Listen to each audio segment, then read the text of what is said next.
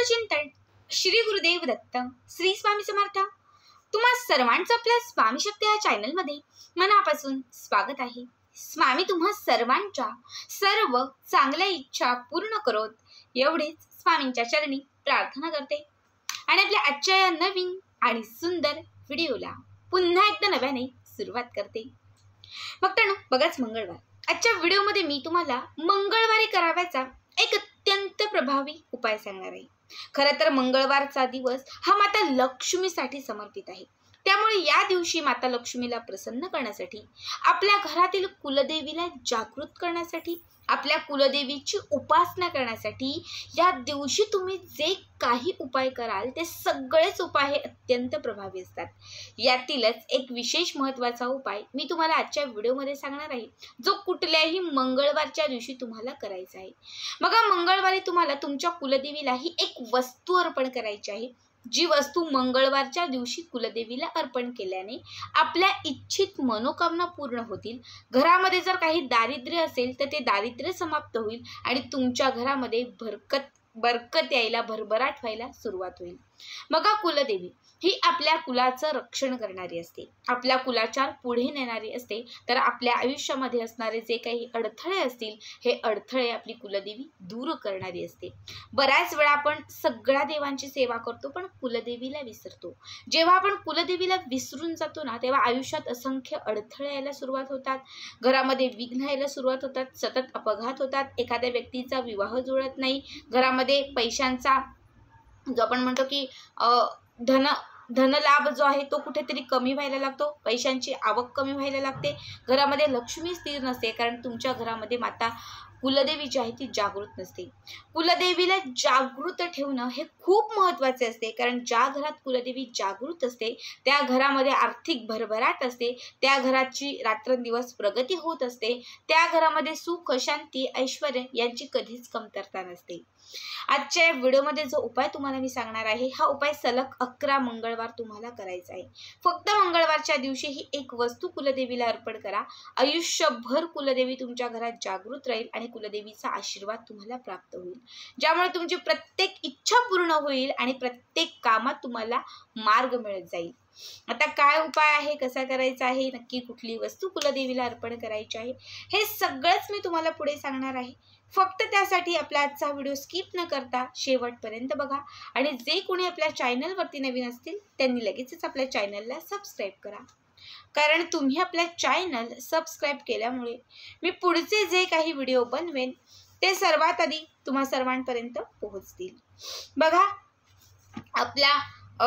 आपल्या घरामध्ये कुलदेवीचा फोटो किंवा टाक असणं खूप महत्त्वाचं आहे। ज्यांच्याही देवघरामध्ये अजूनही कुलदेवीचं स्थान नाहीये किंवा कुलदेवीचा फोटो नाहीये, त्यांनी कुठल्याही मंगळवारच्या दिवशी एक छोटासा फोटो, टाक किंवा एखादी कुलदेवीची मूर्ती आपल्या घरामध्ये आवर्जून घेऊन या। आता तुमच्या घरामध्ये जर फोटो असेल किंवा मूर्ती असेल किंवा यंत्र असेल, टाक असेल, तर ते तुम्हाला एका ताम्हणामध्ये ठेवायचं आहे। त्याच्यावरती तुम्हाला थोडंसं दूध घालायचं आहे, थोडं पाणी घालायचं आहे आणि ही मूर्ती किंवा फोटो स्वच्छ पुसून तुम्हाला घ्यायचा आहे, म्हणजे एक प्रकारे तुम्हाला याला अभिषेक घालायचा आहे। त्याच्यानंतर तुम्हाला एक चौरंग घ्या किंवा पाट घ्या किंवा अगदी देवघरातच जे त्यांचं मूळ स्थान आहे तिथेच तुम्ही ही मूर्ती ठेवून द्या, ठीक आहे। याला थोडंसं म्हणजे मूर्तीला थोडंसं हळदी कुंकू अर्पण करा, थोडंसं अष्टगंध चंदन अर्पण करा, एक फूल तिथे ठेवायचं आहे, त्याच्यानंतर अख्ख्या अक्षदा अर्पण करायच्या आहे, धूप दीप सगळं काही विधियुक्त आपण जसं दाखवतो हे सगळं पूजन करून घ्यायचं आहे। हे करून झालं की त्याच्यानंतर तुम्हाला गोडाचा नैवेद्य बनवायचा आहे। तुम्ही शेवयांची खीर बनवू शकतात, शिरा बनवू शकतात, पांढऱ्या रंगाचा कुठलाही गोड पदार्थ तुम्हाला मंगळवारच्या दिवशी बनवायचा आहे आणि तो नैवेद्य स्वरूप समजून तुम्हाला कुलदेवीच्या समोर नैवेद्य म्हणून ठेवून द्यायचा आहे, ठीक आहे। त्याच्यानंतर हे जे काही तुम्ही गोड ठेवलेलं आहे त्याच्यावरती एक अख्खं लवंग ठेवायचं आहे आणि तुळशीचं एक पान ठेवायचं आहे।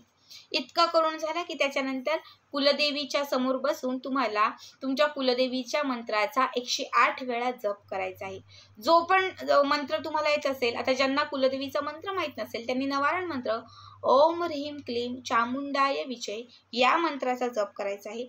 बरोबर 108 वेळा हा जप तुमचा करून झाला की त्याच्यानंतर तुम्हाला दुर्गा सप्तशती मधला 21वा अध्याय वाचायचा आहे। ठीक आहे. दुर्गा सप्तशतीचं एक पाठ, एक पुस्तक असतं जी कुलदेवीची सर्वात प्रभावी सेवा मानली जाते. त्यातील 21वा किंवा 18वा अध्याय किंवा तुम्ही 14वा अध्याय वाचला तरीही चालेल. यातील एक अध्याय तुम्ही वाचा. जर तुमच्याकडे वेळ असेल, तुम्ही घरामध्येच असाल, तुम्ही संपूर्ण पुस्तक वाचला म्हणजे संपूर्ण ग्रंथ वाचला तरीही चालेल. एक संपूर्ण ग्रंथ वाचायला तुम्हाला जवळपास 1 तास जाईल. एवढा वेळ नसेल तर तुम्ही त्यातला फक्त 14वा, 18वा किंवा 21वा अध्याय वाचला तरीही चालेल. इतकं करायचं आहे. त्याच्यानंतर तुम्हाला 4 अख्ख्या फुलवाल्या लवंगा घ्यायच्या आहेत. ह्या लवंगा आणि त्याच्यासोबत एक विडा बनवून घ्यायचा आहे. ठीक आहे. विडा म्हणजे विड्याचं पान. तुम्हाला घरी बनवता येत असेल तर तुम्ही घरी बनवा किंवा जे लोक खायची पानं विडा बनवून देतात त्यांच्याकडनं बनवून घ्या. बघा, आपल्या कुलदेवीला जर सर्वात प्रिय असणारी कुठली गोष्ट असेल किंवा तिला प्रसन्न करणारी कुठली गोष्ट असेल तर ती म्हणजे विडा. विड्याशिवाय तिची ओटी अपूर्ण असते. विड्याशिवाय कुलदेवीची सेवा अपूर्ण असते. विड्याशिवाय कुलदेवीचं व्रत अपूर्ण असतं. पारायण असेल तर तेही. प्रत्येक गोष्ट ही कुलदेवीची जी आहे ती विड्यानीच पूर्ण केली जाते, कारण विडा ही कुलदेवीला अत्यंत प्रसन्न करणारी गोष्ट समजली जाते. म्हणून तुम्हाला एक विडा घ्यायचा आहे आणि त्याच्यासोबत 4 लवंगा घ्यायच्या. सगळ्यात अगोदर घेतलेला विडा कुलदेवीच्या चरणांच्या जवळ अर्पण करायचा आहे आणि त्याच्यानंतर 4 लवंगा घेऊन प्रत्येक लवंग हातामध्ये ठेवून अभिमंत्रित करत, इच्छा व्यक्त करत, महालक्ष्मी अष्टक म्हणत हे लवंग तुम्हाला त्या विड्याच्या वरती ठेवून द्यायचं आहे. पुन्हा दुसरं लवंग, पुन्हा इच्छा व्यक्त करायची, कुलदेवीचं स्मरण करायचं, त्याच्यानंतर पुन्हा महालक्ष्मी अष्टकम म्हणून हे लवंग त्या पानावरती म्हणजे त्या विड्यावरती अर्पण करायचं. असे 4च्या 4 लवंग तुम्हाला अभिमंत्रित करत कुलदेवीच्या समोर अर्पण करायचे आहे. इतकं सगळं आपलं करून झालं की त्याच्यानंतर आपल्याला एका वाटीमध्ये कापूर घ्यायचा आहे आणि ज्या लवंग आपण अभिमंत्रित केलेल्या आहेत, महालक्ष्मी अष्टकमाचं पठण केलेलं आहे, त्या एक एक लवंगा तुम्हाला त्या कापरामध्ये घालून कापूर प्रज्वलित करून तुम्हाला कुलदेवीची आरती करायची आहे. जी पण माता लक्ष्मीची आरती येत असेल ती आरती म्हणा. आरती म्हणून तुमची झाली की त्याच्यानंतर लगेचच कुलदेवीच्या समोर जो गोडाचा नैवेद्य ठेवला होता म्हणजे पांढऱ्या रंगाचा जो पदार्थ ठेवला होता तो घरातील तुमच्या घरामध्ये जर तुमची मुलं असतील जी खूप किरकिर करत असेल तर त्या मुलांना खायला द्या.